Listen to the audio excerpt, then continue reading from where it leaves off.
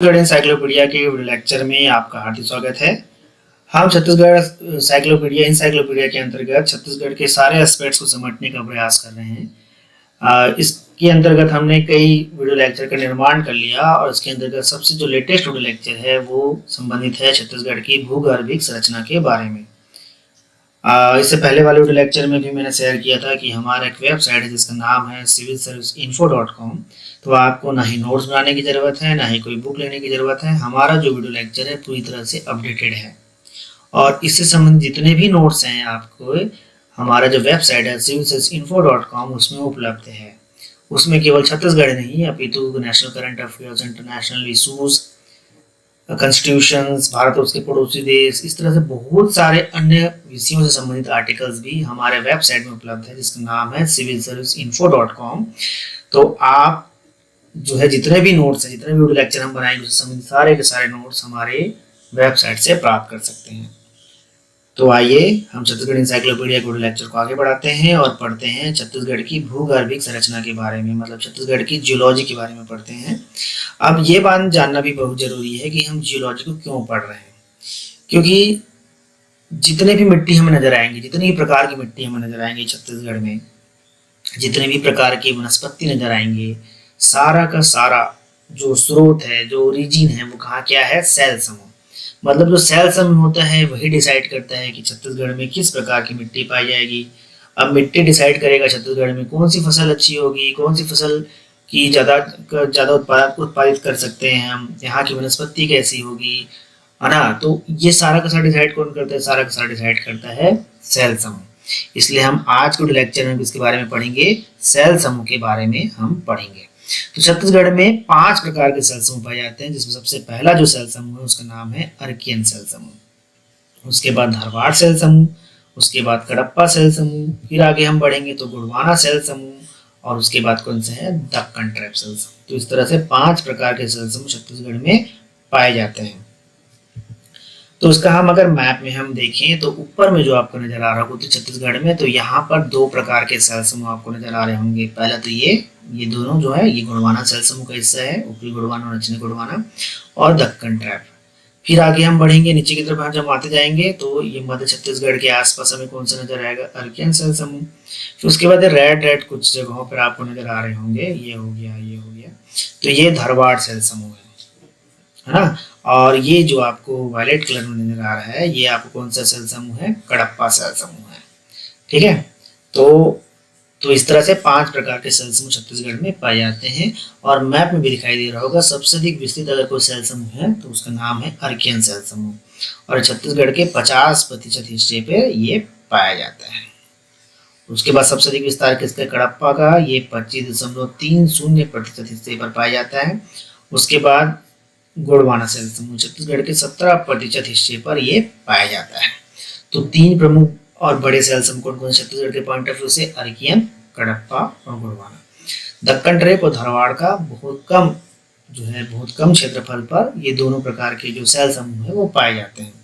अब धारवाड़ सेल समूह की विशेषता ये है कि जितने भी आपको लोहे अयस्क मिलेंगे वो सारे के सारे कहाँ मिलेंगे, धारवाड़ सेल समूह मिलेंगे। उसी तरह से बॉक्साइट का जो प्रमुख सोर्स है वो कौन सा है, दक्कन ट्रैप सेल समूह। ठीक है, तो इसके बारे में विस्तृत रूप से हम पढ़ते हैं। तो जो सबसे पुराना जो सेल समूह है छत्तीसगढ़ में भी, पृथ्वी के पॉइंट ऑफ व्यू से भी सबसे पुराना जो सेल समूह आपको नजर आएगा, अर्कियन सेल समूह नजर आएगा। इसका निर्माण कब हुआ, हमें अच्छे से पता है कि पृथ्वी पहले गर्म अवस्था में था, फिर धीरे धीरे ठंडा होने लगा।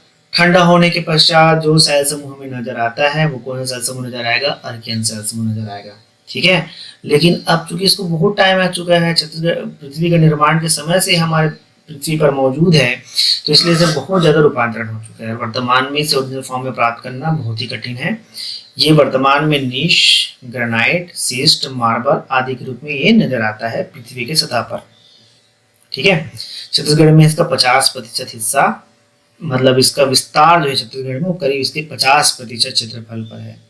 ठीक है, तो उसको अगर हम दंडकारण्य के पठार में देखें तो उसका विस्तार हमें नजर आएगा, छरामा, भानुप्रतापपुर, कांकेर, नारायणपुर, बीजापुर, दंतेवाड़ा। बघेलखंड के पठार में अगर हम देखें तो अंबिकापुर में आपको नजर आएगा ये।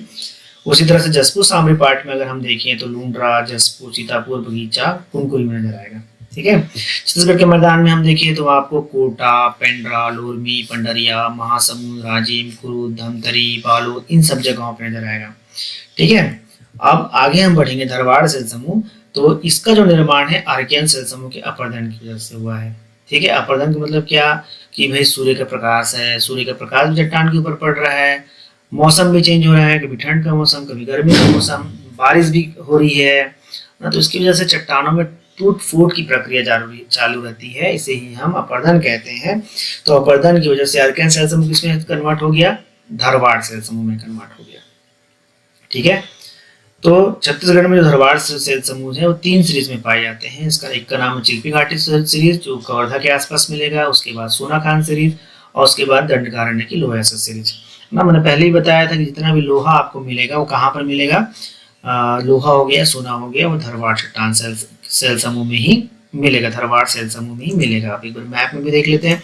तो मैप में हम देखेंगे तो धारवाड़ जो रेड कलर जो दिखाई दे रहा है ये सारा का सारा धारवाड़ है। तो ये जो हो गया आपका चिल्फी सीरीज हो गया, ये आपका सोनाखान सीरीज हो गया और दंडकारण्य का लोहा का सीरीज हो गया। ठीक है। जो रावा घाट, बालाडीला सारा का सारा नजर आएगा। कौन सा जगह पे नजर आएगा आपको, वो नजर आएगा आपको धारवाड़ सेल समूह में नजर आएगा। और यहाँ पर से 2 प्रमुख कीमती धातुएं मिलती हैं। एक तो सोनाखान सीरीज में आपको सोना भी मिलेगा और दूसरा आपको लोहेस्क मिलेगा। और छत्तीसगढ़ का जो लोहेस्क होता है सबसे उत्तम क्वालिटी होता है। यहाँ पर हेमेटाइट लोहेस्क पाया जाता है ना, जिसका निर्यात कहाँ किया जाता है, जिसका निर्यात जापान के लिए किया जाता है।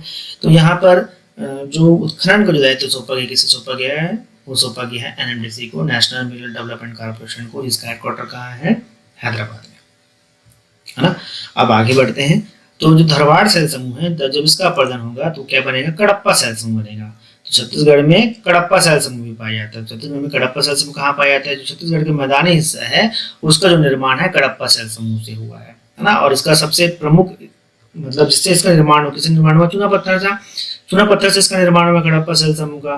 तो फिर छत्तीसगढ़ के मैदान में चूने के पत्थर भी बहुत आयात में पाए जाते हैं। तो चूने के पत्थर जब बहुत आयात में पाए जाएंगे तो क्या होंगे, वो सीमेंट फैक्ट्री जो होती है उसके लिए रॉ मटेरियल काम करता है चूने का पत्थर, डोलोमाइट। तो डोलोमाइट भी कडप्पा सेल समूह पाए जाते हैं।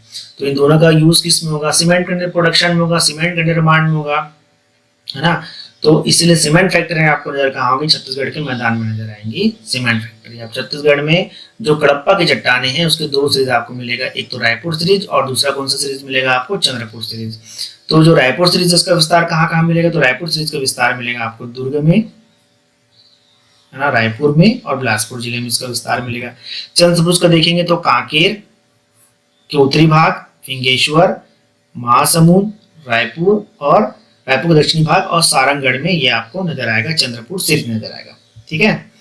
तो उसके बाद जो महत्वपूर्ण स्थान आता है सेल समूह का वह गोंडवाना सेल समूह। तो गोंडवाना सेल समूह कोयले के लिए बहुत प्रसिद्ध है। तो भारत जितना भी कोयला मिलता है 98% कोयला कहाँ से मिलता है, गोंडवाना सेल समूह से मिलता है।